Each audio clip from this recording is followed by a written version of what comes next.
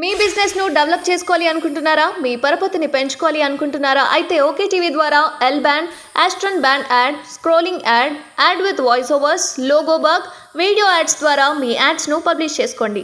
సంప్రదించవలసిన phone number 8520917933.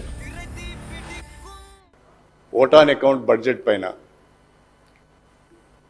చర్చించే అవకాశం కల్పించినందుకు తమరికి ధన్యవాదాలు తెలుపుతూ, మా సోదరులు ఉప ముఖ్యమంత్రి అదేవిధంగా ఆర్థిక శాఖ మంత్రులు బట్టి విక్రమార్క గారు ఈ బడ్జెట్ ప్రవేశపెట్టినందుకు వారికి అభినందనలు కూడా తెలియజేస్తున్నాను.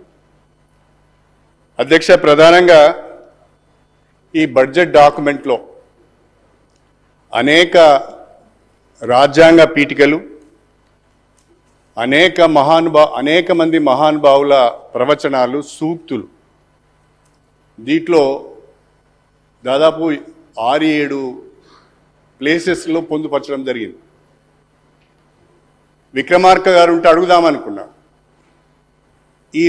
ఈ రాజ్యాంగ పీఠికకు, ఈ సూక్తులకు, దాని కింద ఉన్న మనం ఇచ్చిన సబ్జెక్టుకు కానీ మనం ఇచ్చిన మ్యాటర్కి కానీ ఉన్న రిలవెన్స్ ఏంది అని. కానీ వారు లేరు. అది బహుశా చెప్పేటాళ్ళు కూడా ఇక్కడ ఎవరు లేరు. ప్రధానంగా అధ్యక్ష, ఒక మాట మొదటి పేజీలోనే, మొదటి బడ్జెట్ బుక్ యొక్క మొదటి పేజీలోనే పౌరులెల్లరకు సామాజిక, ఆర్థిక, రాజకీయ న్యాయమును, భావము, భావ ప్రకటన, విశ్వాసము, ధర్మము, ఆరాధన, వీటి స్వాతంత్రమును, అంతస్తులోను, అవకాశంలోను సమానత్వమును చేకూర్చుటకు ఈ స్ఫూర్తితో మేము ముందుకు పోతామని ఒక మాట అన్నారు. చాలా సంతోషం. రెండవది ఏమన్నారు? కొందరి కోసం మాత్రమే అందరూ బతకాలి అనే ఒక సూక్తిని వాడింది. దాన్ని ఏమన్నారు మార్చి, అందరి కోసం మనమందరం అనే సూక్తితోనే వెళ్ళాలి అన్నారు. Good, we will welcome it.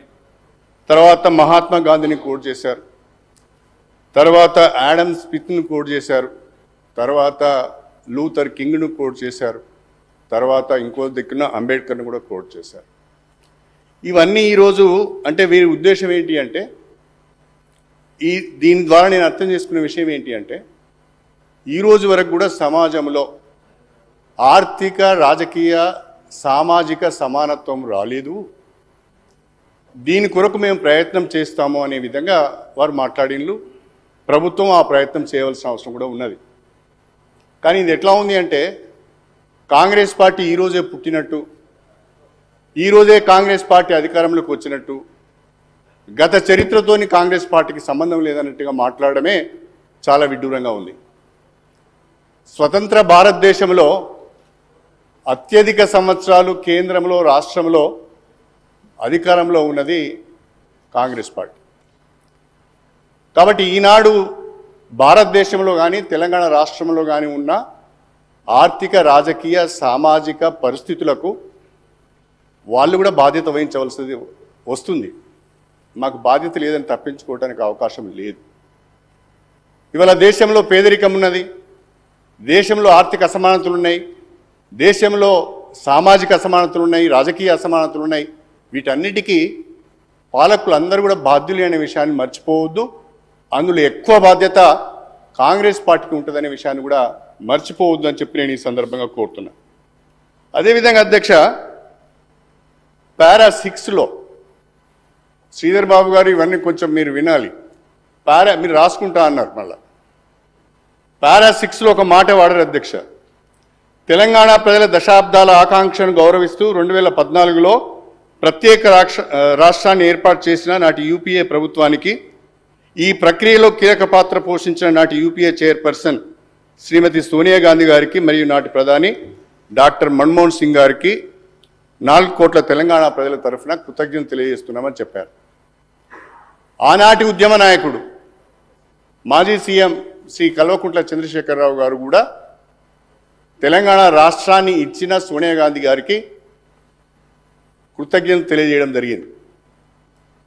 కానీ ఈ తెలంగాణ ఉద్యమంలో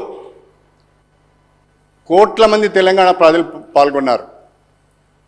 బ్రహ్మాండంగా తెలంగాణ తొలి దశ, మలి దశ ఉద్యమాలు జరిగినాయి. 14 సంవత్సరాలుగా మలి దశ ఉద్యమం జరిగింది.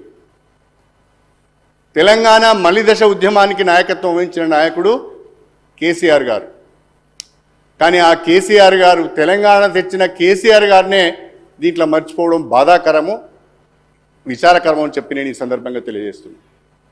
ఇంకొక మాట వాడుతున్నారు అధ్యక్ష, ఎక్కడ చూసినా ఒక మాట, ఇందిరమ్మ రాజ్యం ఇందిరమ్మ రాజ్యం ఇందిరమ్మ రాజ్యం అని వాడుతున్నారు. ఫైన్, కాంగ్రెస్ పార్టీ వాళ్ళు ఇందిరమ్మ రాజ్యం అనే మాట వాడతారు. ఇందిరమ్మ రాజ్యం అంటే ఏంది అధ్యక్ష? ఇందిరమ్మ రాజ్యంలో దేశంలో జరిగింది ఏంటిది? రాష్ట్రంలో తెలంగాణ తొలిదశ ఉద్యమం 1969లో వచ్చింది. తెలంగాణ మలిదశ ఉద్యమం 2001లో వచ్చింది. అప్పుడు ఇప్పుడు రాష్ట్రంలో, కేంద్రంలో కాంగ్రెస్ పార్టీ అధికారంలో ఉన్నది. తెలంగాణ ప్రాంతానికి కాంగ్రెస్ పార్టీ న్యాయం చేయడం లేదని, నీళ్లు, నిధులు, నియామకాలలో తెలంగాణ పట్ల వివక్ష కనబరుస్తున్నదనే కదా, ఇందిరమ్మ రాజ్యం మాకు వద్దనే కదా కాంగ్రెస్ పార్టీకి వ్యతిరేకంగా, కాంగ్రెస్ ప్రభుత్వాలకు వ్యతిరేకంగా ఈ ప్రాంతంలో ఉద్యమాలు వచ్చాయి. అంతేకాకుండా ఇంకొక మాట అన్నారు, నియంతృత్వ నిర్బంధ పోకడలు అని. అప్పుడే ఎమర్జెన్సీని మర్చిపోయారేమో నాకు అర్థం కావడం లేదు. ఎమర్జెన్సీ చీకటి రోజులను మర్చిపోయారేమో నాకు అర్థం కావడం లేదు.